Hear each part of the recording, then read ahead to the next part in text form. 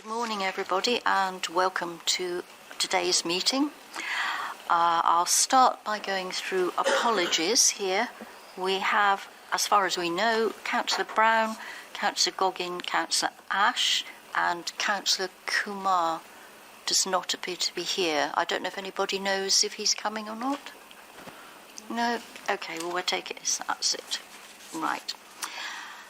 Okay, so we now have to go through the emergency evacuation procedures. I think you're doing that, Simon, about alarm testing? Yes, thank you, Chair. I'm not aware of alarm tests. We haven't been informed of alarm tests this morning. So if a test if the alarm does take place, members, if you can leave the room through any of the doors that you see in front of you, and either go out through the back stairs in which we came in and lead out to the backyard. If that exit is blocked for whatever reason, then there are exits either end of the corridor, and they will lead you out to the front entrance, and we'll congregate in the front car park. Thank you. Thank you. So I haven't been advised of any declarations of interest about today's agenda. No. Okay. And please, could you put your mobiles on silent?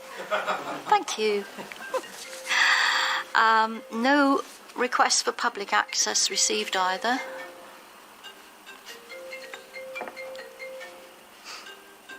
I won't name and shame at the moment, but I will the next one. Right. Mine's on silent. The main problem is remembering to turn it off silent when you leave. So we've all been there for that one. Right. No public access. No. And welcome to this morning's meeting. I'm going to hand over to Simon now. Thank you, Chair. Members, since we last met, Scottish Fire and Rescue Service were called to an incident on the 23rd of January to a former department store, Jenner's, a building that was under reconstruction. A very serious fire occurred, and sadly a number of firefighters were injured as a result of that fire. And even more sadly, on the 27th of January, firefighter Barry Martin sadly lost his life as a result of the injuries he sustained whilst attending that fire and keeping his communities safe. I have written on behalf of the Chair and yourselves, the authority and the service, to the Chief Fire Officer of Scotland Fire and Rescue Service to offer our condolences. I've also put a message on electronic book of condolence as well on our behalf.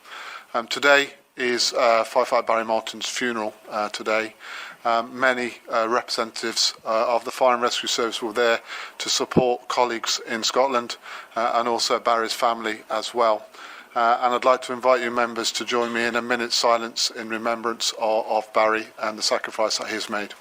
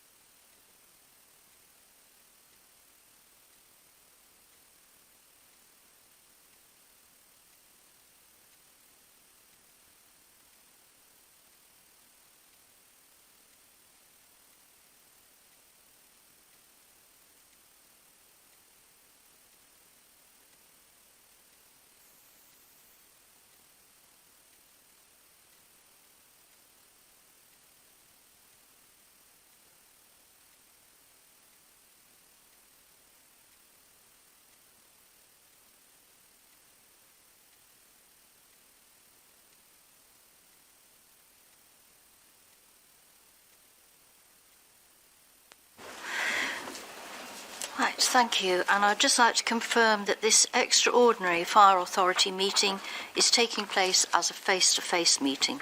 We're also recording the meeting for the public to view on the Fire Authority YouTube channel. And I'm going to go around and ask you to introduce yourselves. So I'll start with myself. My name's Brenda Massey. I'm Chair of the Fire Authority and Councillor for Southmead in Bristol.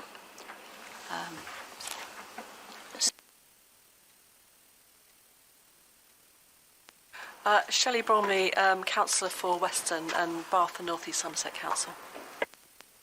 Councillor Don Davis, Peel Ward, North Somerset. Councillor Neil Butters, Bath Avon South Ward, Bath North East Somerset. Steve Smith, Westbury-on-Trim and Henleys and Bristol City Council. David Wilcox, representing Lockleys for Bristol City Council. Councillor Yasin Mahmood, Lawrence Hill, Bristol City Council. Councillor Ben Nutlin, Yate North, South Gloucestershire Council. Robert Payne, Councillor for Western-super-Mare Central, North Somerset Council. Andrew Varney, Brislington West, Bristol City Council. Mark Shelf, the Police and Crime Commissioner for Avon and Somerset. Brian Hopkinson, Councillor for South Gloucestershire on Charlton Hayes and Cribs and appointed member of the Fire Authority. Richard Eddy, Bishopsworth, Bristol. Councillor Ruth Jacobs, Wick, St Lawrence and St George's, North Somerset. Councillor Amar Ali of Fromville, Bristol City Council. Adam Monk from the Filton Ward, South Gloucester Council. Richard Tucker, Western-super-Mare Milton, North Somerset Council. Thank you. And can I now ask officers to introduce themselves, starting with Simon? Good morning, members. Simon Shilton, your Chief Forester and Chief Executive. Good morning, I'm Angie Feeney, the Director of Corporate Services here at Avon Fire and Rescue Service. Good morning, Steve Imrie, one of the Assistant Chiefs. Good morning, Simon Richards, Property Services Manager, Avon Fire and Rescue Service. Good morning, Claire Bentley, Head of Finance for Avon Fire and Rescue Service.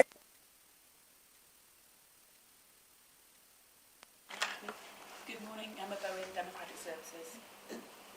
Good morning, Richard Welsh, Assistant Chief Fire Officer. Kevin Woodward, Interim Treasurer to the Authority. Good morning, Amanda Brown-Clark to Avon Fire Authority. Thank you. And can I remind you all to use your microphones when speaking, and most importantly, remember to turn them off when you finish speaking, please. Any voting required today will take place by asking members for a show of hands in the order any votes against, any abstentions, and any votes for. So members, I can give you a quick update. I can confirm that members of the People and Culture Committee have, on behalf of the Fire Authority, conducted a recruitment exercise for a new statutory finance officer, and I'm pleased to say that they've offered that statutory officer role to Miss Verity Lee, who has accepted the position. A paper will be presented to the next Fire Authority meeting in March to ask you as members to ratify the appointment of your new statutory officer, and she will be joining us in May. Thank you. Another announcement, sorry, I've just noticed. We have actually withdrawn from the pack paper number 10. That is regarding the recruitment of an Assistant Chief Fire Officer, so that's now withdrawn from the agenda, so we won't be dealing with that, as the vacancy, I can confirm, is no longer available. Thank you. Thank you. Sorry? Yeah. Is that code that Steve Imrie is remaining in post? I'll answer for Amanda. Yeah, that's correct, Don. Oh, that's really brilliant news. Thank you very much on behalf of all the authority. I'm sure we'll all join you in saying thank you very much. Thank you. Thank you. Thank you. I think we're all very pleased about that one. So, yeah, good. Okay, in that case, can we move on to item 6, which is the 2023 to 2026 Capital Programme Strategy and Prudential Indicators. And I believe the Interim Treasurer is going to present this one. Thank you, Brenda, and good morning, members. So you'll be pleased to see that I've got 4 papers on the agenda today, so a busy morning for myself. And all of these papers are forward-looking, so just to emphasise that, so we're looking forward to refresh our financial documents for next year. And obviously one of the papers relates to our precept, which will need a member decision, as well as approving our financial documents. So in terms of the first paper I'm to present, which is the Capital Programme and Strategy and Prudential Indicators, is item 6, which starts on page 5 of your agenda. So the purpose of this specific report is to bring you a refresh of our capital spending proposals for the next 3 financial years, covering 23, 24 to 25, 26. And alongside that, to present to you what's known as our prudential indicators, which are there in the report to assure members of the affordability of this said capital programme.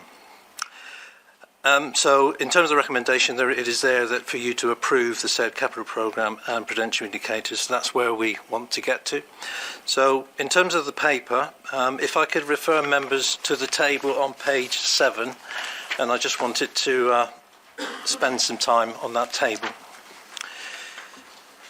So the table on this paper summarises our spending proposals for the next 3 years. You have 2 appendices, Appendix 1 and 2, which provides more detail in terms of specific projects within that capital programme. But if I can just concentrate on this summary table for the moment, you will see that we're proposing a capital programme for the 3 years of 12.456 million.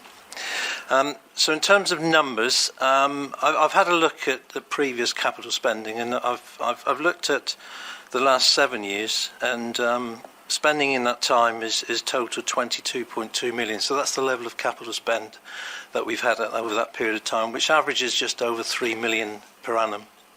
So the proposal in this report sort of continues with that sort of number. So while the 12.456, it includes what we think will be slippage from the existing capital programme in this financial year 22-23 of 3.6 million. We're essentially adding another 9 million to the capital programme over the next 3 years. I think it's just worth emphasising at this point that whilst the numbers are pretty much the same as in previous years, we'll be well aware with the cost of living and the inflationary pressures that level of 3 million doesn't buy you as much as it would have done before those inflationary pressures hit us. So in terms of the numbers, there is some continuity in terms of what the authority has approved previously. What I would say in terms of formulating those numbers, we've gone through a process of liaising with lead directors and also with heads of department, in particular heads of fleet and estates and IT, to formulate a capital programme for the next 3 years that works for the authority and is very much complementing the strategic objectives as included in the service plan. That process has been supplemented by what is called, we have an officer group called the Capital Steering and Prioritisation Group, which is meeting 4 times a year, which is very helpful in terms of making sure that what we bring to members has been through a process of prioritisation in terms of what the capital programme should look like, given affordability issues going forward. So that group I see as being very important in terms of moving forward and making sure that those projects are working for the authority. So in terms of the breakup of that 12.456 million, which is summarised on that table, you will see that that 12.456 delivers £4.9 million spending on fleet, which is very much around replacement of our appliances and auxiliary fleet. Members will be aware that the authority has made a commitment to move to a net carbon emission zero position by 2030. So everything within that programme is moving towards that. There are some narrative in the report which says that in terms of our appliances, this funding would move us from a 40% to a 48% move towards that net zero position. And in terms of our auxiliary fleet, it provides funding for another 27 vehicles during that period of time, which is moving to electric vehicles, which obviously, as we're aware, are more expensive, but again is supplementing that strategy. In terms of the premises, again, we have a figure of 4.9 million. That's pretty much broken down into one major project during this period, which is to support the funding for the major refurbishment at Bedminster, which is subject to approval at this later on in this meeting. So a figure of 3.1 million has been provided to fund that specific project. Alongside that, we've included 1.8 million for what we call general maintenance issues or structural issues, and that's to provide the estates manager with some funding to deal with projects as they come through. And the flavour of the sorts of things that that would fund is included in 5.13 of the report, but that's pretty much a continuation of what we've seen before. Again, on ICT, we've included a figure of 300,000 per annum, which is again a continuation of what we've included before, which is to refresh laptops and hardware and servers as they come through. The transformation figure of 471, members will be familiar with this as a previously approved figure. So this is a carry forward for what hasn't been spent up to now. So that's to support the move to the digitalisation projects that have been approved before. The control room, some members might be aware, I was here 3 years ago, and I remember that this project, the national project, was on the table then. I guess it's no surprise that these big projects are delayed to this extent, but there's still an issue in terms of moving to the national project. I believe it's called ESN. But in the meantime, we need to provide some funding to support our existing systems because of their ageing nature and the fact that some of them are no longer supported. So we will need to provide some support in terms of maintaining that risk-critical operation in control until that time. So that's the major breakup of that 12.456 million. Also on that table, it articulates how that 12.456 million is to be funded. So we're anticipating during this period that we will achieve £200,000 of capital receipts. That's from a potential sale of a property for £125,000 during that period, and an anticipated £75,000 from vehicle disposals. Capital reserves, members will be aware that the authority has prudently put aside money into capital reserves from underspends over recent years. So that's been very helpful in terms of funding this capital programme without a great need to move to borrowing, although you will see in the table that based on our forecast we're assuming that we will move to a borrowing, increased borrowing of 2.981 in the final 2 years of this capital programme. So that's a summary of how we propose to fund that spending.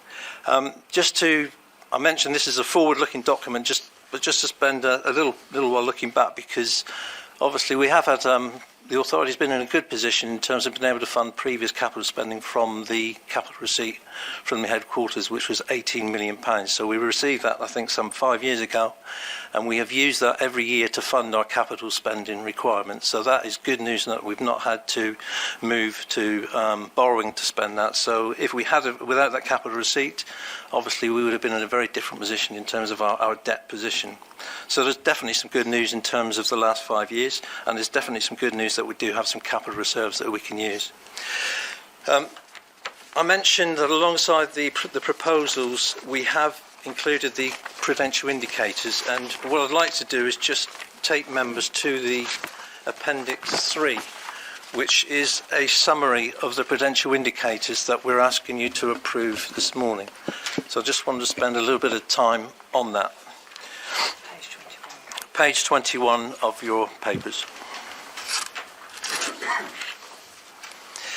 So, prudential indicators from the top. The first one is our level of capital expenditure that we're proposing within that in this programme, which is the 12.456 over the 3 years. The next section is probably one that needs some explaining. So our borrowing as of today is 7 million in terms of external. So that has to be recognised as our debt outstanding. Members will also be aware that this very building has been funded from a PFI project, and whilst we have 5 years left on that PFI project, so we have an outstanding commitment to pay for future repayments. So that has to be recognised as debt on our balance sheet. So that comes to a debt figure of 8.3 million. Now, in terms of considering this capital programme and the prudential indicators, this does give flexibility for treasurers to take out borrowing in advance of spend. We've included here deferred borrowing of 2.84 million. So by approving this morning, you are in effect approving the treasurer to go out and borrow money in advance. Now, at times when interest rates were very low, sometimes that can be very attractive. So bearing in mind that you're securing loans over a long period, sometimes up to 25 years, there are times where where you know and sure that you are going to spend capital monies over that 3-year period, that you can borrow advance and get a very attractive rate. So if you can get a very attractive rate over 25 years and lock that in, that could have been very attractive. What I would suggest to you is, whilst we're approving this borrowing figure of 11.152 million, given the interest rates are at the moment, this won't be coming into play, because it will not be a consideration. Whilst we're asking you to approve that level, we won't be using that over that period. Interestingly, sorry, just to continue on that, at the bottom you will see there's an operational boundary, which is the boundary that I won't be here, but the Treasurer is able to borrow. There's also what's called an authorised limit, which we're approving this morning, and that's just to give some flexibility over and above that external debt boundary, where there might be differences in timing of payments or capital receipts. So it just gives an extra flexibility. So for the purpose of this paper, that is there for approval. The reality that will not be used over the next 12 months. One of the other indicators that needs to form part of this paper is the debt ratio. So you will see towards the bottom of the table, there's a financing cost as a percentage of revenue. So I mentioned that our debt at the moment is 7 million, so that's generating debt charges of 741. So as a percentage of our revenues, that's in the order of 1.5%. So it's quite a favourable position if you compare with other authorities. It would definitely put us in the lower quartile of fire and rescue authorities, and that's because of the fact that over the last period we haven't had to resort to borrowing. But I guess looking forward for the authority over the next 7 years, that ratio is fine. But the bigger challenge for the authority is that over the next 7 years, if we are going to be spending in the order of 25 million, that we will to some extent have to resort to borrowing. And if we do get to a position of borrowing another 20 million, that loads the revenue-based budget with significant amounts of charges. And what I would emphasise, once it's in the budget, it's locked in for long periods of time. So, when we come to looking at savings and reducing costs, debt charges doesn't tend to be one that can be changed. So we would be very reluctant to move to borrowing unless we really have to. So that is a challenge for the authority over the next 7 years. To continue with this level of capital spending would require having to find funding either from revenue or doing things differently, or achieving efficiency savings within our revenue budget that we can redirect into the revenue budget. So we will look at the revenue budget as we know later on this morning. But I would suggest that we would want to look to build something into the revenue budget to fund future capital programmes. But at the moment, embrace the fact that we have been able to use capital receipts, and we do have a capital reserve which can fund the majority of this capital spend. So, Chair, I think I'll stop there and... Right. Any questions on this report? Yes. Thank you very much. I was just curious about the house sale. As a relatively new member, I haven't heard about this before. If you have any more information about that sale, where it's come from? Yes, it is a property that was linked to employment but is no longer, and it was the subject of a long-standing tenancy agreement which has been in existence for many years. So it's a protected tenancy, and the tenant is likely to exercise their right to buy at some point, and it's just when that happens. So it might have happened in the last financial year, it hasn't, but we've had advice from lawyers who are specialists in right to buy, so we know what the rights are, and we will adhere to that when we go through the sale of that property.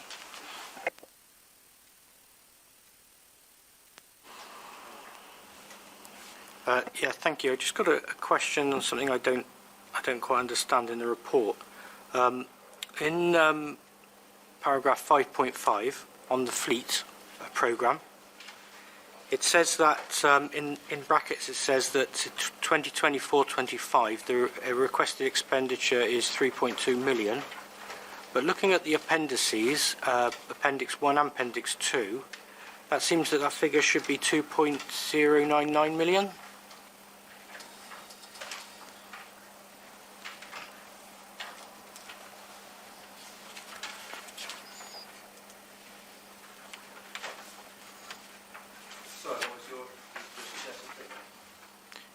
In Appendix 1 and Appendix 2, it says that the figure for that year, 24-25, is 2.099 million. Yeah, my understanding of that paragraph is that 3.2 million is over the period of the capital program, not just 24 to 25.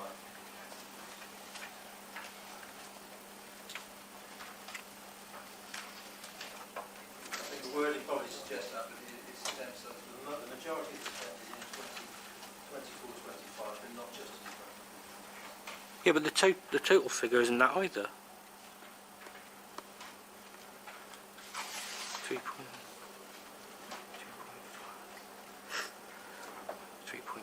I think the narrative in 5.5 is to emphasise the majority of that spend of 3.5 million. There are other issues, assuming within the fleet, that are not included in the narrative, but have to build up that 3.5 million. Fleet profiling spend often goes over a number of financial years depending on the stage payments, but the total amount might still be the same, what we're committing to, but actually within each year that may be very different. Often with fire plants, as an example, we would place the order and have initial payment to make, but that fire appliance we may not see it into the service for up to 18 months when we slot it into various build programmes. And I think what the Treasurer is suggesting there within the narrative is that's the total amount, but it may not show the exact amount in each year, but over the period of the plan fleet, you will see in Appendix 1, the total amount is 4.9 million, which may well include, but we can double check that for you, Councillor, just to make sure there's some clarity around that. Yeah. Okay. I've got Shelley, and then I'll come to you. I think Shelley was first. Thank you, Chair. It's just, I know that the rebuilding of Bath Fire Station has been paused. I just wondered if we have any predictions yet on when the rebuild might take place.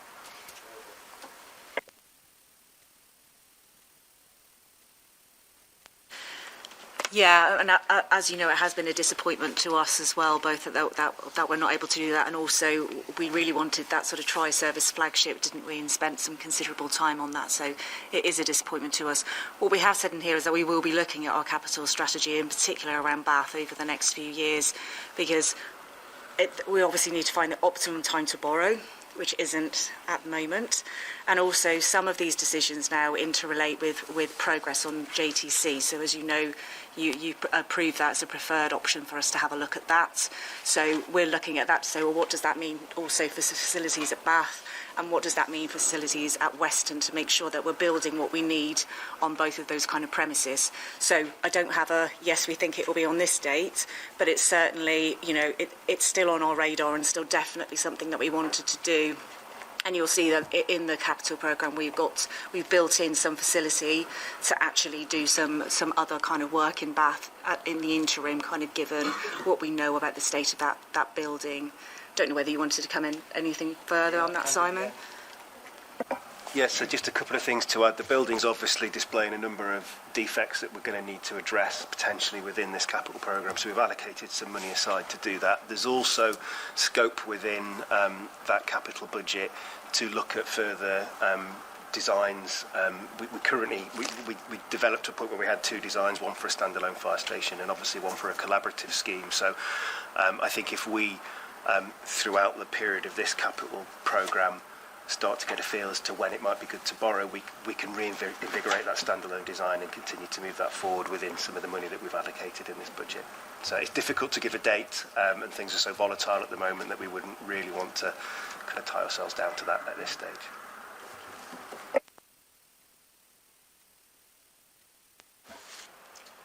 Thank you, Chair.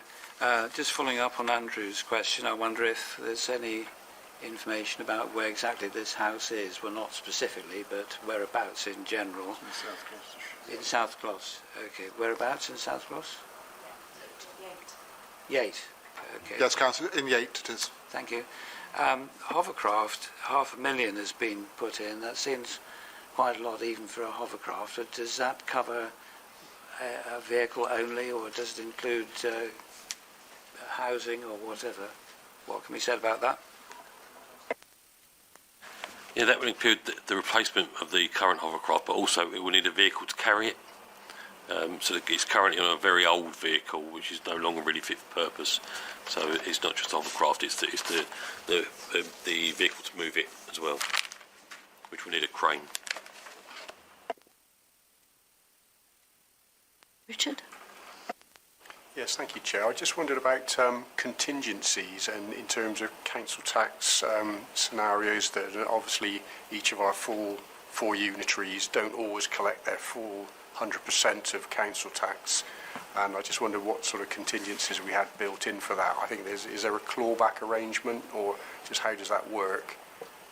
If I may, we will be covering that in the next paper, which will be dealing with the precept levels and council tax. Thank you, Chair. I've got a question about the operational control capital programme on paragraph 520. With delays to the UK Government Emergency Services Network, which means it is scheduled for delivery and implementation sometime in 2026, when it was supposed to be delivered in 2019, what other critical systems will have to be replaced or worked around before then? And I'm just wondering if it's worthy of an inclusion as a risk in both the capital strategy and the mid-term financial plan?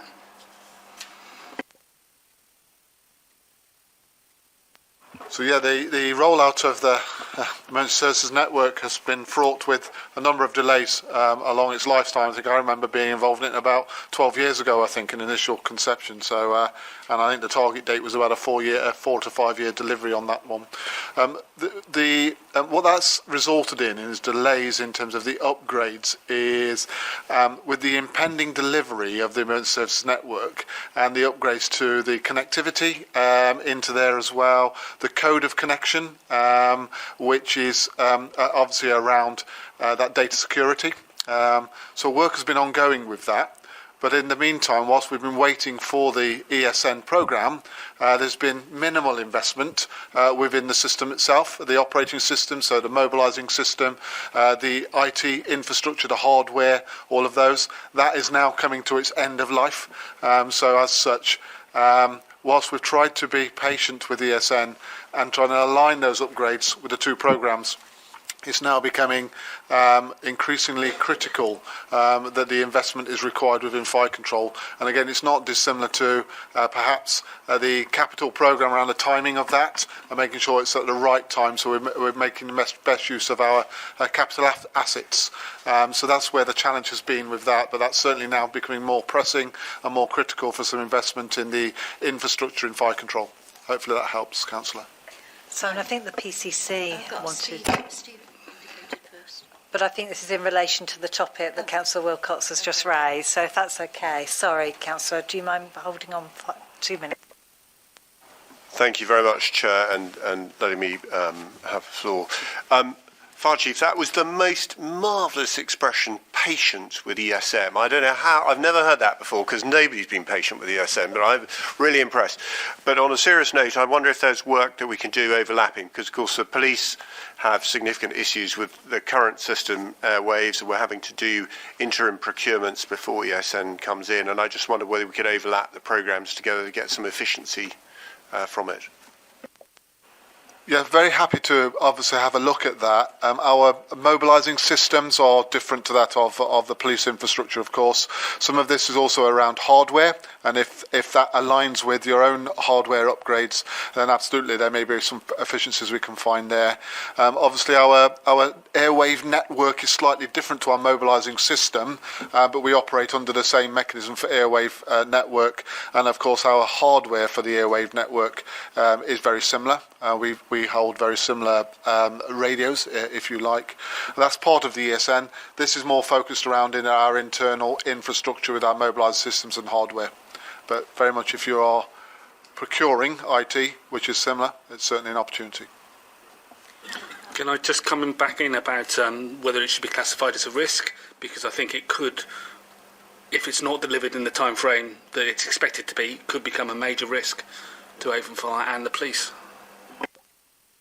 Yeah, we monitor our corporate risk register on a monthly basis, particularly around ability to respond to emergency incidents, and that was really driving the timing of the investment that's required. So absolutely, Councillor, yes. Steve, your turn. Thank you very much. I just wanted to pick up on the last point you made about debt. At the moment, we're basically spending free money, which is brilliant, but that runs out towards the end of this programme. If we carry on over the next 3-year programme, 3 to 4 million capital per year as we are now, do we have any modelling of what that looks like? I don't know if it's in the scope of the MTFP at the moment, but in 6 years' time, what impact does that have on our revenue budget, which we know is already, doesn't have a lot of slack in it? Yeah, so you're right. In terms of the medium-term financial plan that we look at today, there will be some impact in terms of the year 25-26 in terms of additional debt charges should we secure the borrowing that we're suggesting in this report. If I was to be honest, in terms of when we get to that point, we would want to defer that borrowing as much as possible, and we do have some internal monies that I would suggest that we would want to use first before going to the market. So I picture that probably during this 3-year programme, I would like to think we would not need to resort to borrowing. But you're right, in terms of the next 3 years, without any additional support from revenue or efficiencies, then potentially we will be looking at increasing that debt, and we might not be left with any choice. So based on a 3 million programme, you really look, as a rule of thumb, you're looking at additional 70,000 for each £1 million spent. So for another 3 million spent, you're talking about adding £200,000 in terms of debt charges, so not insignificant at a time when we will be having a budget shortfall. So I know that doesn't give the answer, but that will be the reality without us doing something in between time to have a strategy of securing additional revenue funding where we can. I mean, ideally, I would want to see some revenue funding towards capital spending, but I recognise that's going to be extremely difficult when we start looking at the numbers in our existing medium-term financial plan, and that's why I use the words it will be a challenge. Thank you. Any other comments? No? Okay. In that case, I think it's the recommendations. Yes, so members, you're asked to firstly approve the 2023 to 2026 capital programme and then approve the proposed funding and prudential indicators as detailed in appendices 1, 2 and 3 required to finance the 2023-2026 capital strategy. So can I have a proposer and a seconder, please? Adam, thank you. And Councillor Eddy, thank you. Any votes against? Yes. Any votes against this? Any abstentions? Can I see those in favour? Right, it's unanimous. Thank you, members.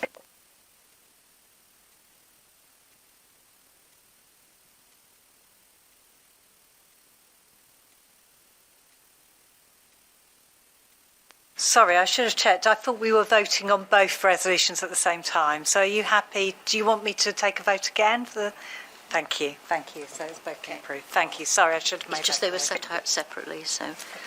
Right. In that case, we move on to back to the Treasurer again, I'm afraid. Item 7, revenue, budget and council tax levels. I'm afraid so. It is me again. If I may, I hope this works. I have separated the revenue, budget and council tax paper from the medium-term financial plan. In previous years, we have combined them. I just thought it was more helpful to separate the reports in terms of presentationally. But in terms of presenting this morning, I think it would help to report both papers at the same time, because I'm sure we're aware it's not, in terms of setting the budget and council tax for next year, we need to be looking at not just next year but a 3-year horizon. So if I may, I will present the council tax and budget report, and then I will talk about the medium-term financial plan before opening up to questions. I hope that works for members. So firstly, if I can look at the revenue, budget and council tax levels for 23-24, which is item 7, and starts on page 23 of the agenda. So I'm conscious that within this report there are many tables and numbers, and when I was reading this last night I was thinking maybe some of them are a bit superfluous for the report, but I take the view that in terms of members making a decision about a level of council tax for next year, that it's important that members have as much information and have information about the ingredients that go into making up our funding and how those funding levels might change over the coming years. So apologies if it might be overloaded with tables, but hopefully it gives members the sufficient information that they need. In terms of background, I think we're all aware that we have a legislative requirement to set a level of precept by the 1st of March. So as a major precepting authority, we need to set our level of precept today so that we can inform the unitaries within our patch of the fire element of the council tax, which they can then include in their budget papers, which will be going out within the coming days and weeks. I think we're all aware as well that the restraints placed on us around the referendum limits, and in recent years the Fire Authority has been constrained by a referendum limit of 2%, and I think we all know that we've never considered going above the referendum limit, but I think you're probably picking up there are some authorities or some councils in particular who are in dire trouble this time around and are looking at council tax levels beyond the sort of 5% that we're expecting. So fortunately for us, we're not anywhere near that sort of dire situation, which is obviously because of our prudent financial management over previous periods. So the good news for us in this report, I know it's repetitive, but it is there. We have had some really good news in the sense that we are able to now use the flexibility to increase our council tax by a figure of £5. And I have to say, for somebody who's been lobbying for this for a long time, because I could never understand why some fire authorities were allowed to do that, those in the lower quartile were given that flexibility, but other standalone fire and rescue authorities weren't given that flexibility. And in fact, Avon is sort of not in the lower quartile, it's in the next quartile up, so we've only just missed out over previous years. So it's welcome news that we've now got that opportunity to apply that £5 flat rate. All of the key considerations within this report are in paragraph 5, and I just wanted to walk through some of the tables just to bring out the key issues that I think members need to be aware of. So, in paragraph 5, the first thing it talks about is the local government finance settlement. And I know my first interaction with members was here in November, when we didn't have the local government finance settlement, and we just had the mini budget and we had a new chancellor, and we were talking about potentially eye-watering changes to public sector finances and local government, and fire wouldn't get any protection from that. So we were talking then of without that £5 increase we would be looking at a shortfall, and I think at the time we were estimating, based on our draft budget, of about 1.4 million if we didn't get the £5. So the local government finance settlement followed the autumn statement, and the position wasn't, well, I'm sure you would have picked up, was nowhere near as bad as it had been painted. In fact, the local government finance settlement gave us an increase in our government grant. The headline figure was that our formula grant settlement for local government had gone up by 10.1%, which is in line with CPI, which I think was a surprise to most people because we weren't expecting that. It doesn't necessarily mean that each individual authority gets 10.1% because it is subject to individual allocations. So for this authority, the headline figure was that our grant settlement figure went up to 17.155 million, which was an increase of 946 million. We need to take out of that impact of business rates retention scheme, which actually meant for us, in terms of a cash figure, we achieved an increase of 598 million. So that's good news that we weren't anticipating in our previous planning. So sticking with the finance settlement, there was also some not so good news in that in the current financial year we've received what's called a services grant from government, which for this year amounts to 752,000. That has been reduced to 424,000 in 23-24, so we've had a reduction of 328. So in net terms, we've had an increase of 260 in cash. That's really what is the cash figure that I can put into the revenue budget. The reason for the reduction from 752 to 424, we're told, is two main reasons. Firstly, we were receiving some funding to part fund increases in employers' national insurance contributions, which would have been the case had the government seen through the increase in the social care levy. Once that was taken away, that funding has been taken away. But also, if you look deeper into those figures, some money has been taken out of fire and moved into, well, what I can see is social care. So there has been some money moved out of fire.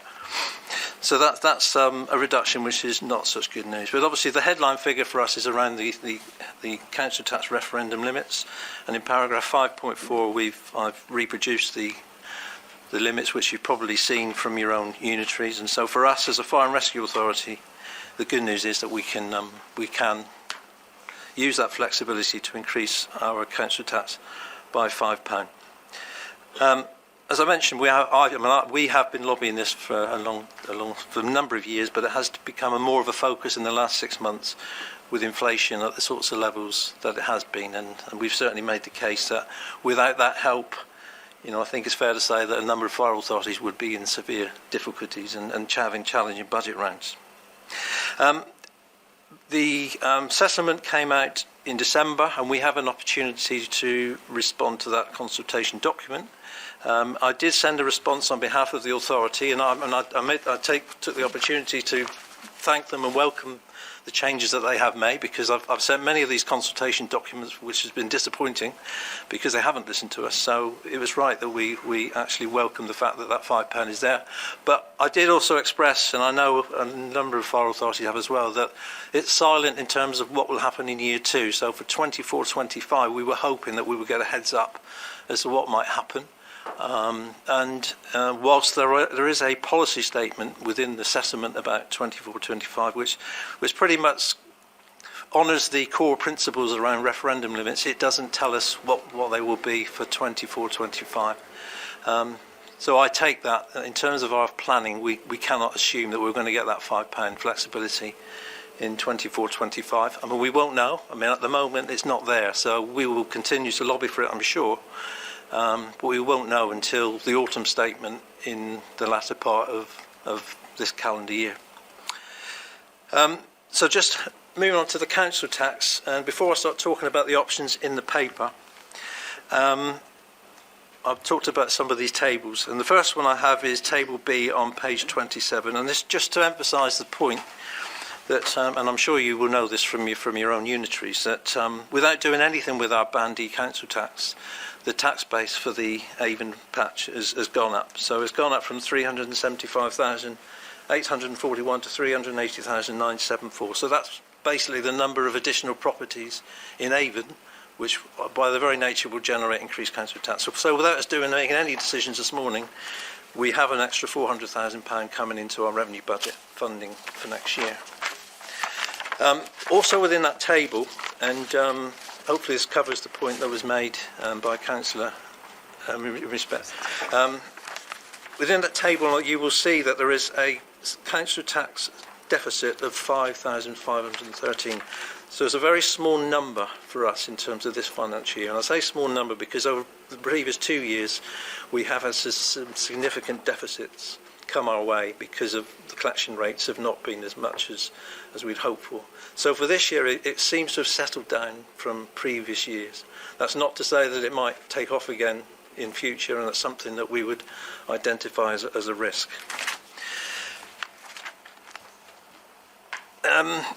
Okay, in terms of options appraisal within this report, in 5.11,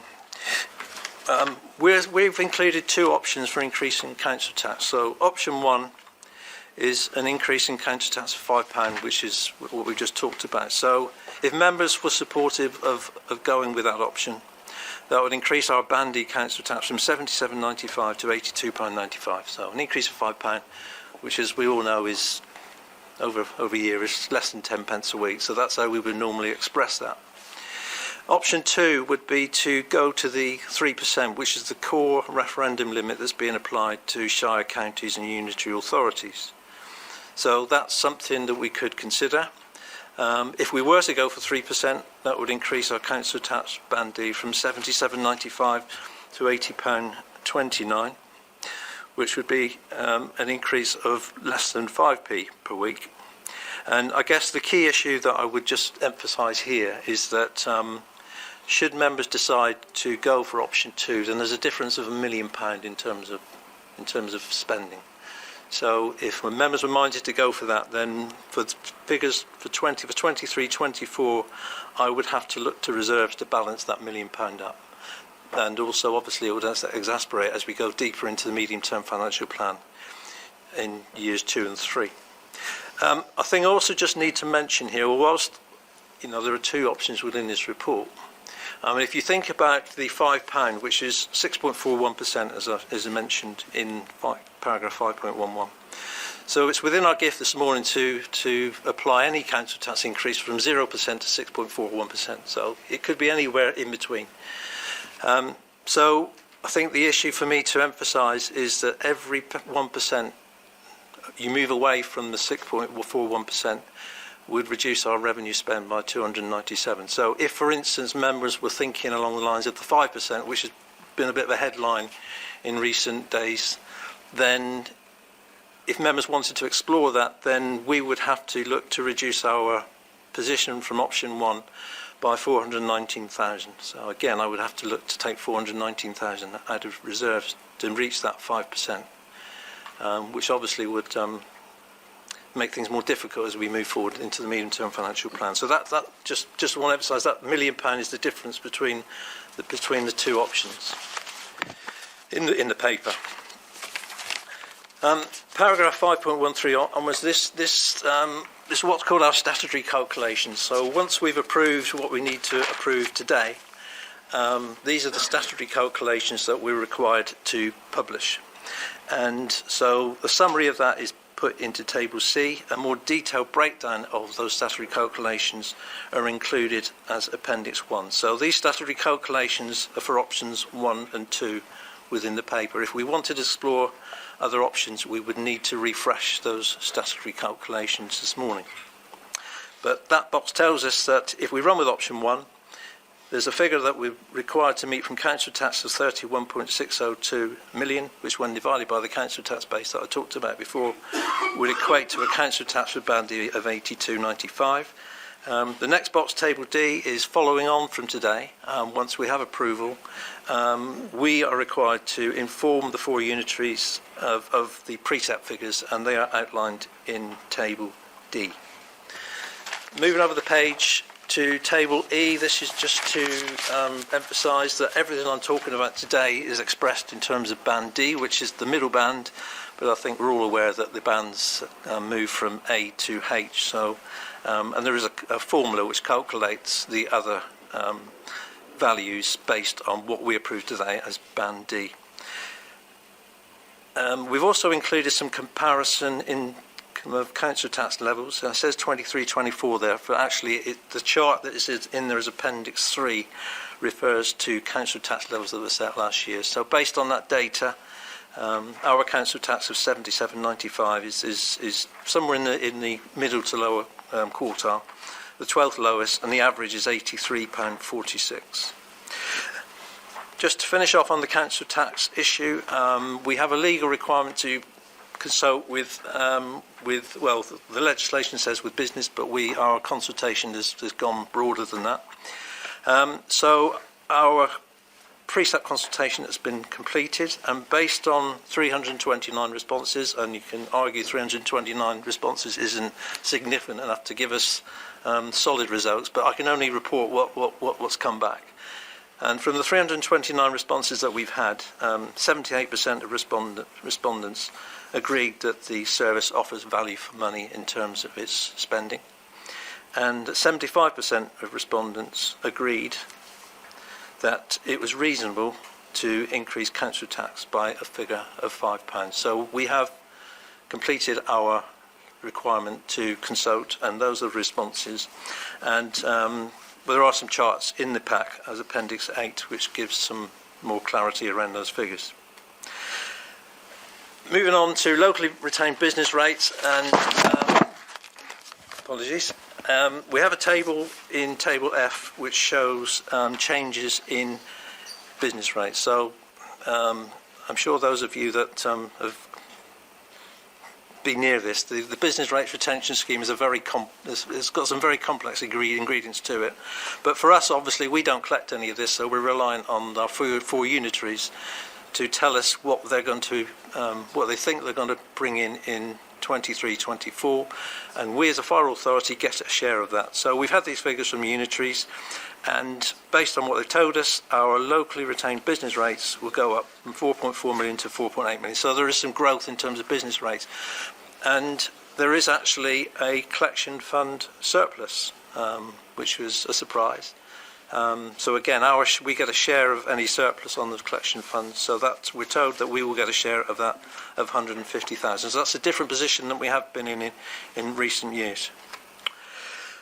Okay, moving away from the funding and just looking at construction of the budget, and this starts from page 31, paragraph 5.22. So members will be aware that we have sent some revisions to the appendices, and as I thought, hopefully. As well. I think they've got a paper copy on. Oh, right. Okay. I think we sent it out, but I think you've all got paper copies with you. So those are the appendices, the revised appendices. So the change in those appendices to reflect the fact that when the papers went out, the pay offer for grey book staff was 5% in this from July 2022. We now have a revised offer of 7% in 2022 and 5% in 2023. So we've had to redo the figures.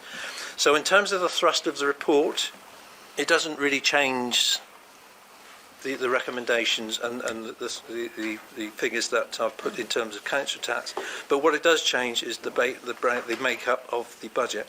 So what you have as Appendix 4 is a make-up of our proposed budget for 23-24. So the change in this appendix, Appendix 4, is that we've increased the pay cost by 617,000, which is the increased cost as a result of the latest pay offer, and we've moved that money from a contingency figure that we had. So members may remember that given 12 months ago the uncertainties around inflationary pressures, that the authority agreed on a contingency figure of 1.5% of the revenue budget. So we had included that, and now we're using that to mitigate the increase in the pay cost. So there is some subtle change in that budget analysis between contingency and pay costs. And Appendix 5 shows the changes from the approved budget 22-23 to a revised budget position for 23-24. So in terms of constructing that draft budget for 23-24, Claire and the team would work with our budget managers across the organisation, just remembering that we now are moving towards a more devolved budget framework, which gives us more engagement probably than we had before in terms of budget managers. So we would ask budget managers to look at their 22-23 budget and tell us of any changes, whether that be contractual changes, things doing differently which achieving savings, any other cost pressures that might arise. So we've captured all of those things, those pressures from budget managers, and put that into a draft budget for 23-24. What I would say is most of the investment within that budget, so in the other spending pressures, there are some increases in cost. These are things that have previously been approved through the authority from support to an investment fund. So we've had an investment fund and we've had a transformation project funding from reserves. So some of those investments have now taken place and we've moved them into the correct budget heads, offset by use of those transformation funds and investment funds. In terms of new investment, there isn't very much in terms of new investment moving from 22-23 to 24 in terms of funding. So I've provided a summary in Table G on page 32 of those appendices. which shows our base budget for 22-23 going from 44.956 to 49.483, and you will see that the biggest change within that is obviously pay awards and inflation, recognising the issues that we talked about earlier in terms of the levels of inflation that we're now experiencing. Again, I talked about some of the other spending pressures, and we've also captured savings where we have from doing things differently and implementing those projects within the transformation project. So that's a summary of our draft budget proposal. And as you can see, there are option 1, which is the £5, and option 2, which is the 3%. And again, like, as I mentioned earlier, the difference between the two is £1 million. So you will see in the middle of that table, so should members decide to go for option 2, then we would look to take £1,014,000 out of reserves to fund that. But as members will be aware, that's only a short-term fix. We would need to look for efficiency savings beyond that to balance future budgets. Okay, I just moving to another requirement within the report is for me as the Treasurer, the Chief Finance Officer, to reassure members that what's in front of you today in terms of a budget and also our level of reserves are adequate for us to get through 23-24. And this is called what's a Section 25 report, and it's been there for a long, long time, and you know, it's down to us, the Chief Finance Officer, to look at what's in front of us and give advice as to whether it's robust enough. And I think the words I would use in terms of this budget in front of you is the revenue budget is robust for 23-24. The level of reserves are adequate, but it probably could be better. So that's something the authority probably needs to look at for the future.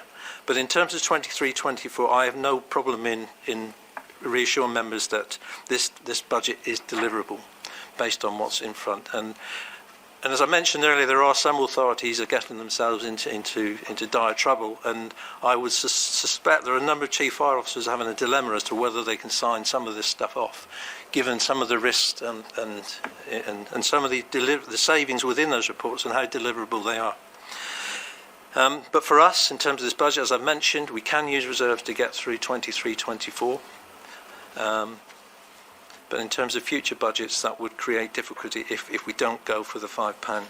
So I have a Section 25 report within here, which articulates what I've just said, that I'm comfortable that I can reassure members that the budget is robust enough. In terms of the reserves, you will see there is an appendix which gives you an indication that we have £15 million of reserves forecast to be as of March 2023. Of which we've already talked about 9 million is in relation to the capital reserve. So once that's used up, you will see that the level of reserves will be very much depleted from where they are now. The report also contains risks associated with this budget, and that's very much around the risks around future funding and cost implications.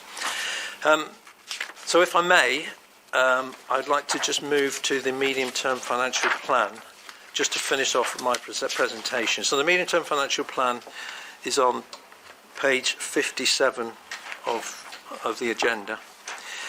So this is very much, as I've already mentioned, is not just looking at 23-24, but is looking at a 3-year horizon. So we're looking at 23-24 to 26-27. I think we've been doing this for a long, long time, and it's never easy because we never. For 3 or 4 years out is difficult to predict.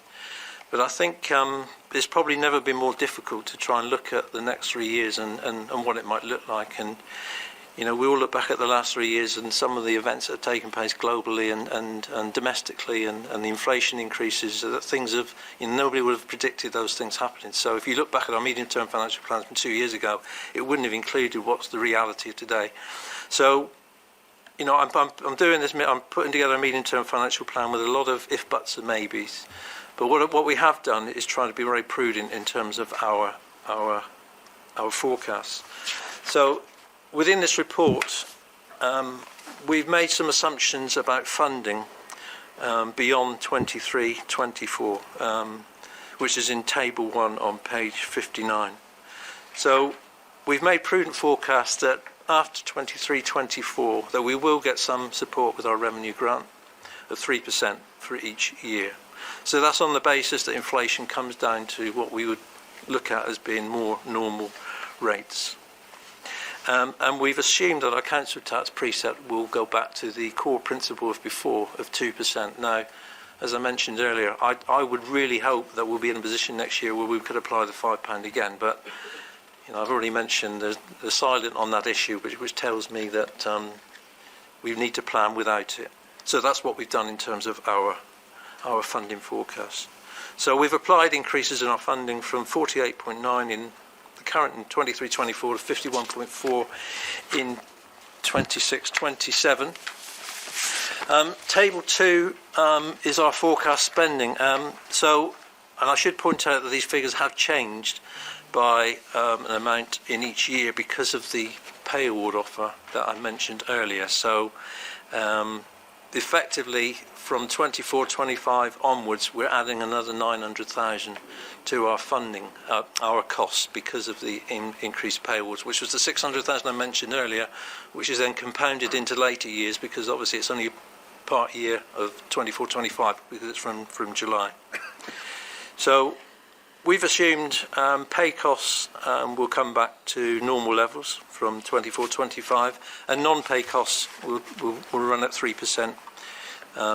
Increase for inflation, and we've taken our contingency out, which is something we'd always planned to do in our medium-term financial plan, because we'd hoped by then that the volatility that we'd have experienced would have disappeared. So what I would say in terms of those forecasts, they are very, very prudent. There's nothing in there for any future investment. And I mean, my take on what I'm hearing, and I know the chief will have a view on this through the fire chiefs, is that there seems to be an expectation that there are still some savings to be had in the fire sector, and there will be an expectation over the coming period that we need to effectively consume our own smoke. That any additional funds that we need to pay for pay awards and investment, we will need to find from our existing budgets. Now, I hope that's not the case, and we will continue to lobby, because different fire authorities will be in different positions. And I'm pretty sure that there are a number of fire authorities who are in a much worse place than we are, and there will be some very difficult decisions to be made over the next couple of years. So in terms of medium-term financial planning, I've made some prudent assumptions about costs, but I would re-emphasise they are very prudent. It's only moving from 48.9 to 53 million over 4 years.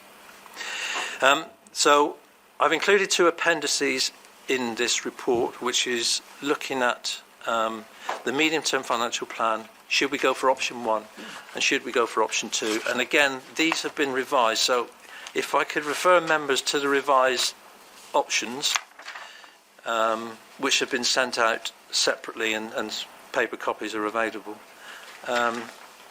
So I just wanted to look at Appendix 1 for the medium-term financial plan. And what this is telling us is that if members approve option 1 today and go for the £5, then our medium-term financial plan forecasts that we will need to be looking at savings of potentially £1 million in 24-25, so ongoing savings, rising to £1.89 million by 26-27. So even with the £5, we'll still be in the situation of having to look deep into our existing budgets to identify efficiency savings. If members were minded to go for option 2, which is to increase by 3%, then overleaf revised Appendix 2, that figure would increase by £1 million, as I mentioned earlier. So for 24-25, we'd be looking to achieve ongoing efficiencies of £2 million, rising to £2.9 million by 26-27. So that's not a good picture, but that's based on our prudent assumptions about future funding and cost levels. And I'll mention again, it'll be the third time I hope I'm wrong and that we get the £5, in which case any efficiency that we can deliver can be reinvested back in the service. But I think I'll stop there, Brenda. I know I've said a lot, and hopefully I've covered what's in the report, but I just wanted members to be fully informed as to the implications of a decision that is made this morning.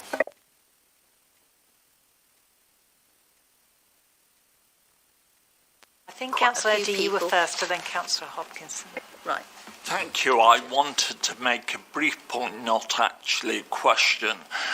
Firstly, can I thank the Treasurer and his finance team. And I hope fellow members are reassured we have some confidence in the figures and the plan we've seen. And more tongue-in-cheek, perhaps we could certainly loan you to Bristol. I'm sure that would be an improvement, of course. Turning to the options for actually the council tax precept, as most members may know, there probably are fewer members in the sub-region than me who are in favour of low taxation. And that's particularly the case in a cost of living crisis. But as we know, this fire authority has a responsibility not to provide, it would be nice if we can, as well as key statutory services, but we're talking about preventing the risk to life and limb to people who live in the former Avon Council area. And to me, with all the costs we face, some clearer, pension rights, income, firefighters' salaries, of course, but clearly the present massive increase in inflation, which is going to impact for quite some time, seems to me we have little choice than to opt for certainty and resolution for option A, the £5 increase. Thank you, Richard. Councillor Hopkinson, I think, was next. Yeah. Actually, firefighters do fight for people's lives, and they also need protecting, and we need to make sure that they've got the right equipment, etc. It's interesting when we actually look at the number of additional homes which will be in the area which are providing more precept, but those extra homes need extra those will also need protection. So proportionately, that actually goes up. I mean, it's obvious with council tax, and many of the members here would appreciate that once you've put the council tax up, when it gets to the next year, you've got an elevated base from which to work. If you've got an opportunity to increase that base, and it's been well explained by the Treasurer, to an amount whereby we're still going to be, having to look at $1 million probably a year or two can be concerned about. We've actually got an extra $4 million over that period of time, because if you look at, you've always got to look at the extended term, the forward plan, as well as this particular year, and that's been done really well. But we'd actually be $4 million out if we didn't actually do this. It's not just $1 million this year, it's $1 million year after and year after and year after. So, I'm very, very happy with this, and I will certainly be supporting if hopefully members will support it too. Thank you. Yeah, that's helpful. Steve, I think you were next. Yeah, thank you very much. I agree with what's been said by both of my colleagues over there. One question though, we've set the reserves out very helpfully in Appendix 7, where we expect to start the year with reserves. Which of these reserves does the 600k come out of that we're proposing under option 1, and then the 1.6 million that we'd need to take out under option 2? I should have emphasised in my presentation that the 600,000 that is in option 1 is not there specifically to balance the budget. It's investment that was previously agreed by the authority. So that 600,000 is specifically to fund specific projects. The £1 million, if members were minded to go to option 2, then the £1 million would have to come from reserve somewhere, and that would require a review of our reserves figures and strategy, which we would do as part of normal business anyway in the coming months. So we would need to come back to you with a revised reserve strategy, identifying specifically where that £1 million would come from. But in essence, that would be looking at existing earmark reserves, whether we still need to invest in those projects or whether money can be released, whilst at the same time trying to protect the capital reserve as much as we can. I don't know if Claire's able to expand on the 600,000. Yeah, so the 600,000 is for the transformation project and also for some posts we have within business fire safety which have a specific reserve from the Home Office that we transfer in to pay for those roles. Okay, thank you. Just check my understanding then. So the 600,000 is earmarked reserves being spent on the stuff we've earmarked them for. The extra £1 million under option 2 isn't. We'd have to essentially cut earmarked reserves to be able to pay for that. Thank you.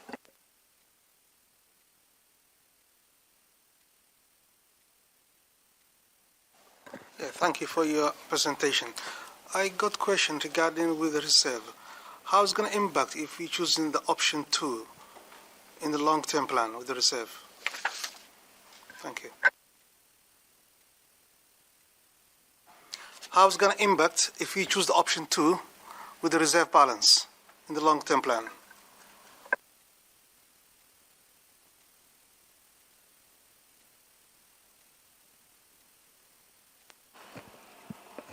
Sorry. As we were just talking about, for option 2, we would require to look to reserve balances to balance the budget in 23-24, which is the £1 million we were just discussing. Beyond that, obviously the medium-term financial plan has already indicated that if option 2 was selected, then the ongoing savings for 26-27 would go up to nearer £3 million. Just in addition to that, whilst we may be able to just alter some reserves for that in-year shortfall, we would have to look at what does the longer-term sustainability look in the revenue plan, which would then result in infrastructure changes, an efficiency savings plan, where we would find that that gap in our funding from income and expenditure. We do have a savings plan that we have been working on for the last 3 or 4 years, that very thankfully, as a result of prudent financing, we haven't had to dip into or explore. But certainly, given the current medium-term financial plan on the basis of the assumptions we've been making, there's clearly a deficit within our revenue, and that would the size of that deficit is very much dependent on the decision by members today and how much we would have to look into the service for those ongoing efficiencies to balance the revenue expenditure, whilst in the interim potentially having to utilise reserves to fill that gap in the short term. Councillor Hopkinson. Yeah, it's interesting because although inflation has been mentioned and we've got this great desire with everyone to have it reduced, and all the pay increases which we're going to be probably pushing for next year as well if we have continued inflation. It could possibly get away with it. So, get away from us. And I think the opportunity to have this option 1 at the moment is there, and we need to take it, because if we don't, if we're only actually taking the maximum we can take. The maximum we can take is quite low, and it's we've had a survey of people when that's gone out, and I think it was 73% of people said that they were quite happy with the £5 increase.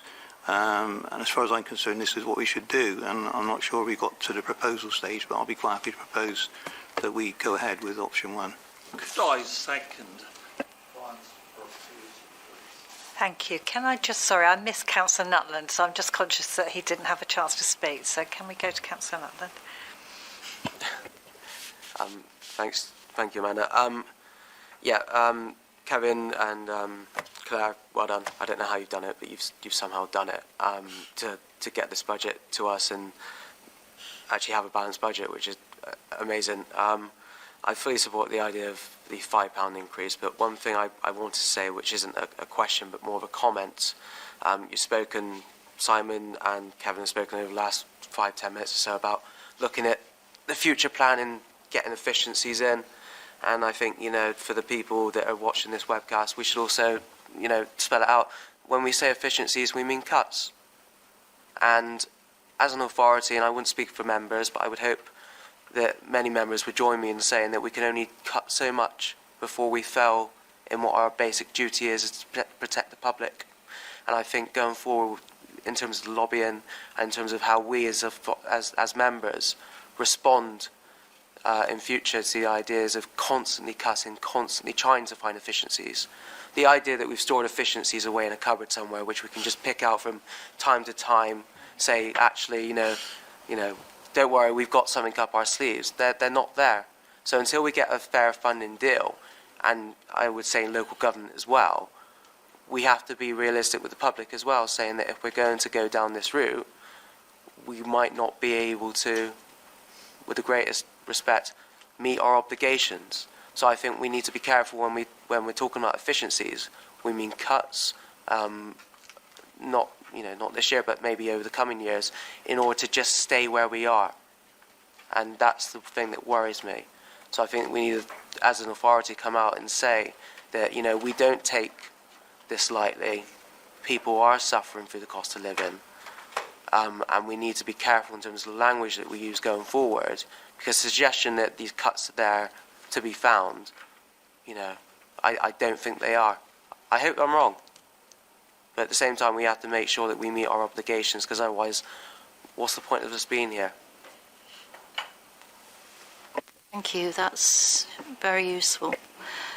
We actually have a proposal, and it's been seconded. So, Councillor, would you like to speak quickly before we move to a vote?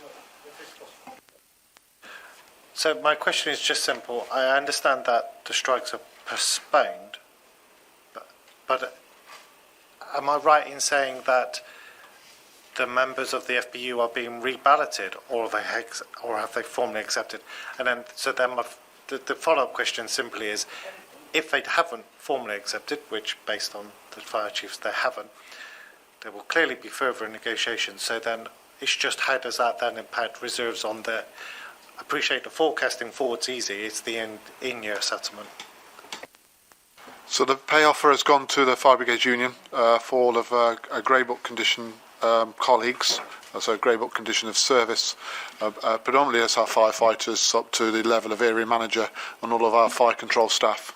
The FBU have decided to take that to their membership for a vote, which starts and opens up on the 20th, so next Monday, and closes on the 6th of March. However, with taking that to the members, the FBU Executive Committee have recommended that it's accepted by their membership. So we are hopeful that come the 6th of March, that will be accepted. And our current financial planning, what we know here today, doesn't need to be adjusted. And that is simply, so I understand all of that. When will the FBU formally advise of the outcome of their vote?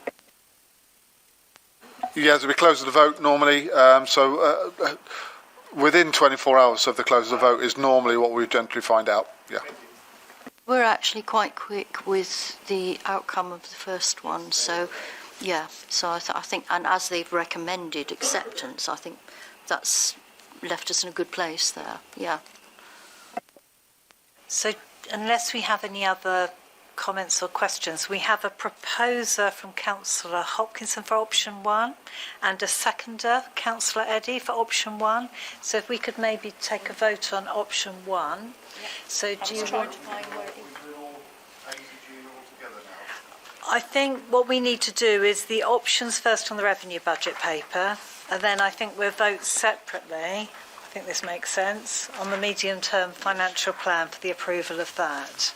So you've got, sorry, I'll just turn over the page. Make sure there's any recommendations over the page. Sorry, hold on. Sorry, apologies, I was looking at the wrong page. So the recommendations, I'll read them out. So consider the information contained in this report, agree a revenue budget and Band D tax level, so you will be doing that. And then I think we take a vote initially on C, agree that the Fire Authority's basic amount of council tax is increased to either option 1 or option 2. And then the remainder of the recommendations are make the statutory determination set out in Appendix 1 based on the 2 options, agree the precepts be issued to the unitary authorities, and note the council tax for Band D for each of for properties in each council tax band, and the Treasurer to forward those details. So the other recommendations are more the follow-on actions from your decisions on options 1 and 2. So, Councillor Nutland? Thanks, Amanda. For the benefit of YouTube and the people that are watching at home, could you read out what the options are in terms of the full sentence, just so that if they don't have the papers in front of them, they can follow along? So the options are set out in the summary on page 23 of the pack, which is also published on our website, so members of the public can read that. So option 1 is that an increase in council tax of £5, which is equivalent to an increase of 6.41% from £77.95 in 2022-23 to £82.95 in 23-24 for a Band D property, in line with the government's announced specific referendum limit for fire and rescue authorities. So it's worded slightly more simply in recommendation 2C, but I gave you the full narrative so that anyone listening could understand what we're talking about. And then option 2, which we won't vote on just yet, but option 2 is an increase to £80.29, which is £2.34, which is 3%, to less than 5 pence per week, rather than the option 1 is 10 pence per week. Okay. Are we happy to take Councillor Hopkinson to propose, Councillor Eddy to second, option 1 of recommendation 2C? If we could have a vote on that, please. So, those against first, those abstaining, and those in favour. Excellent. That's unanimous. Thank you very much. So can we just also have a vote then that you're happy to also approve recommendation A, that you've considered the report, B, that you agree the budget and the Band D council tax level, that you agree that we are going for option 1, that we make the statutory determinations as set out in Appendix 1, that we agree that precepts be issued, and we note the council tax for properties in each council tax band set out in the table, and the Treasurer to forward those details to unitary authorities. So can we just have a quick vote to agree those recommendations as well? Any votes against? Any abstentions? Any votes in favour, please? Thank you. Thank you. Thank you very much, members. Yeah, I'm getting to it. Right, so there we're going to move to page 57 of the pack. Sorry, Amanda. Sorry. Could we just have a quick comfort break, if that's okay, just for a few seconds? Yes, of course. Can we just vote on this one, because the two papers were linked, so then we'll take a comfort break, if that's all right. So for this paper, the recommendation set out on page 57, that you approve the 4-year medium-term financial plan as detailed in the report and its appendices. So do you want to take a vote? Yep. So can I see anybody... Oh, sorry, proposer first. Oh, right, sorry, I thought we had... Councillor Nutland? And Councillor Smith? Yep. Okay. Any votes against? Right, I'm getting there. Any votes against the proposal? No. Any abstentions? No. All those in favour? Thank you. Right. Okay, members, thank you. If you'd like to take your seats again. And I think, according to my agenda, we're on to item... We're missing the chief. Oh, never mind. Just keep going. I don't know where he's disappeared to. Can we go ahead with item 9? Okay, we'll give him just 2 minutes. Hold on.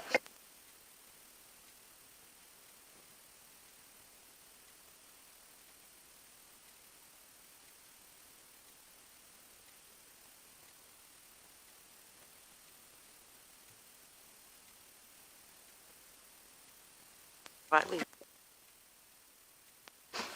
Right, in that case, can we return to the papers for item 9?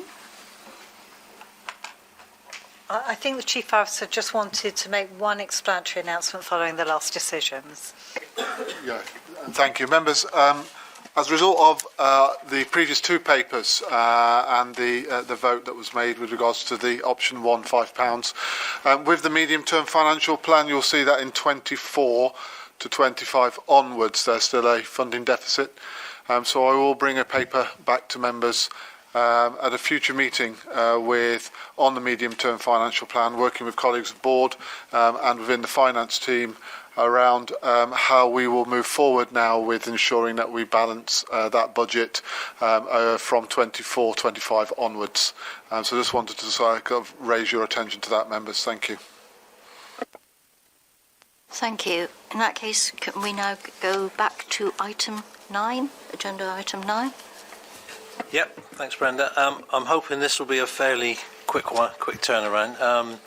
Firstly, I'm not actually the author of this report. Treasury management isn't necessarily my expertise, but we bring this paper to you today as part of a refresh of our policies. So we're required to refresh our treasury management policy for the forthcoming financial year. So what I will say is I'm sure members are aware that our treasury management is delivered through a contract with Bristol City Council. So in terms of the update to the treasury management strategy and the associated treasury management practices, these have been refreshed by our colleagues within Bristol City Council. So it is merely a refresh of the strategy with some narrative around increased cost pressures, etc., and interest rates. What I will say from the authority point of view, I'm not proposing any changes to the strategy from 22-23. I don't think it's for me as interim treasurer to make anything radical changes to this policy, but it may be that the next treasurer takes a different view. And I say that because one of the changes that we do include in this document is that we would like to attract additional interest on our level on our investments. Members will be well aware that it wasn't long ago that we had pretty much zero interest rates, so there wasn't much focus in terms of where our money was held and trying to get more attractive rates. Obviously, we're now in a different position, so we are working with our colleagues at Bristol City to invest a bit more smarter. And we are talking with them in terms of moving £5 million of our cash into a fixed rate deposit, which will attract interest rates of 4% rather than 3%. So that's a start, and we have reflected some additional income in our revenue budget. I suspect that there's probably more that we can do to increase our income. So that might be something for the Treasurer to think about in future strategies. So in terms of investments, there's a little bit of good news, but in terms of the document, it stays the same. The document also talks about borrowing, and I think I've probably covered that in previous reports because I don't see any need for the authority to rush out and borrow any money over the next 18 months. So what's in the strategy remains exactly as it was before. So the document is here for a refresh, and I ask members to consider that refresh and seek approval of the revised strategy.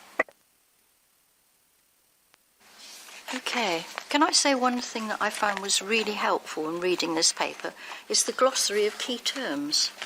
I didn't actually know what a DMADF was until I read this, so that's really helpful for a non-financial person.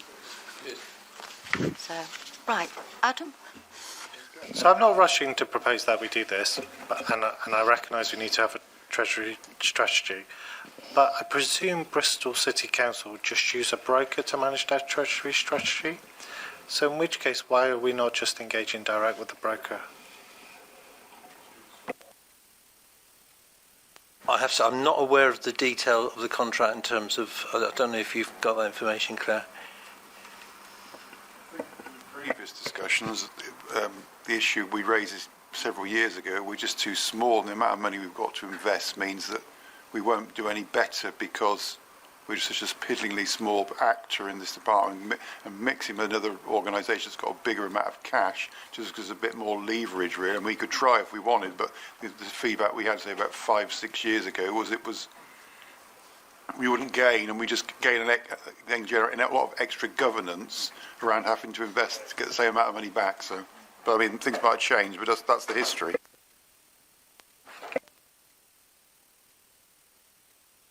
Any other questions or comments? Can we have a proposer, please? Councillor Eddy and Councillor Monk.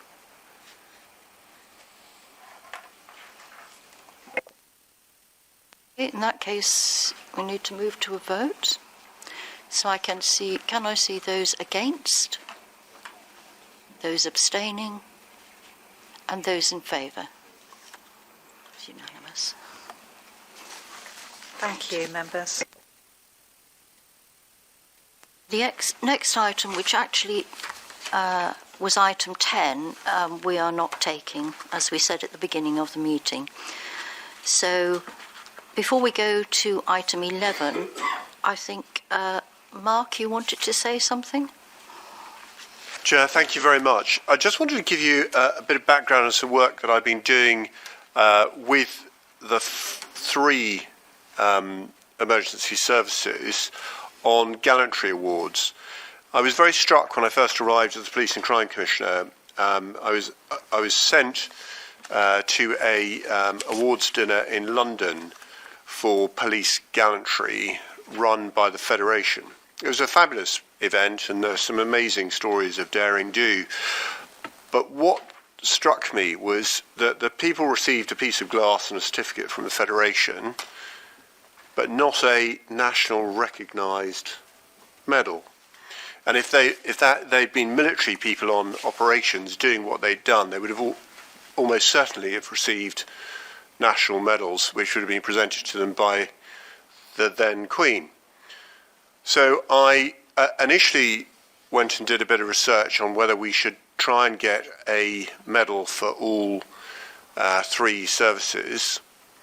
And I spoke to Lord Ashcroft and a number of other people in the Cabinet Office, and eventually concluded that civilians in uniform were entitled to gallantry awards already.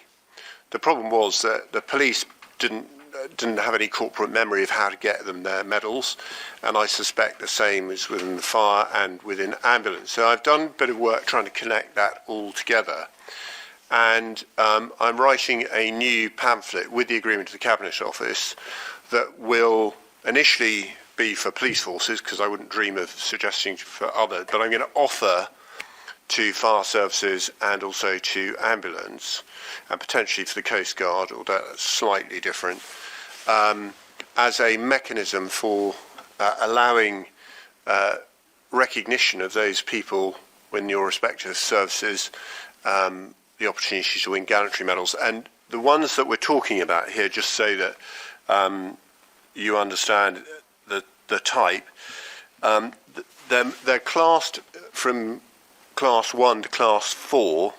Class 1 would be the George Cross, which we've all heard of. Class 2, and that's for acts of the greatest heroism and the most conspicuous courage in circumstances of extreme danger. Class 2 is the George Medal, and that's acts of conspicuous bravery. Class 3 is the Queen's Gallantry Medal. This clearly will now be the King's Gallantry Medal. And that's acts of exemplary bravery. And then Class 4, which is the King's Commendation for Bravery, for acts of bravery. So what I want to try and do in this pamphlet is just to make it as easy as possible for the respective services to put forward into their chain of command nominations for gallantry medals. And I thought I would let you know about that, and I will pass it on when it is ready for you.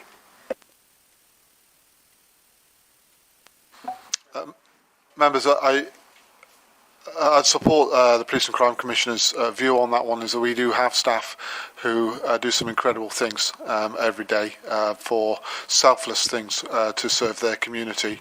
And in fact, a number of years ago, on the sad passing and the loss of firefighter Fleur Lombard, we did put a nomination in for members of the service at that time, operational members of the service at that time, and we had one of the only operational firefighter who had been awarded the George Cross, which was Rob Seaman, and two other staff also received the third tier, which was at the time, Queen's Gallantry Medal as well, as a result of their actions.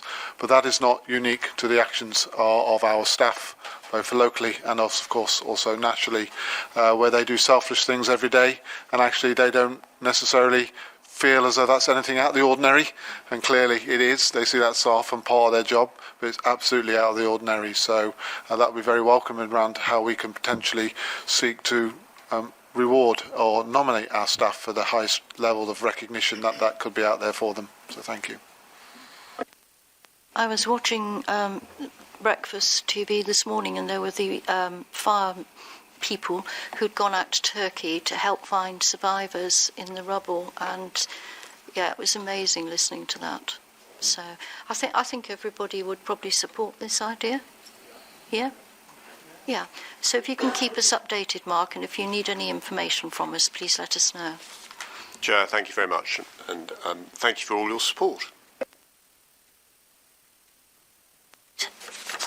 Okay, so the date of the next meeting is Wednesday the 29th of March at 2 o'clock, and it will be back here again. Can I just advertise in advance that you're likely to be invited earlier on that day for lunch and also for a presentation, which is feedback on the governance review that we've commissioned now on your behalf. So you will remember that at Members' Development we went through the terms of reference to that governance review. So I'm proposing to invite the person who's going to conduct the governance review to do a briefing to you on their report before the Fire Authority meeting, so hence we'll offer you some lunch to entice you here to Severn Park early. Thank you. Thank you. And item 12 on the agenda is the exclusion of the press and public. And I'm proposing it, and I'd like a seconder, and then we can vote in favour. To resolve that the public be excluded from the meeting during the following items of business on the grounds that they contain exempt information pursuant to Schedule 12A, Part 1 of the Local Government Act 1972, and that in accordance with Schedule 12A, Part 2, Paragraph 10 of the Local Government Act 1972, the public interest in maintaining the exemption outweighs the public interest in disclosing the information. Can I have a seconder, please? Thank you. And I see votes in favour. Right. Thank you. That finishes that part of the meeting, and we will now stop the videoing.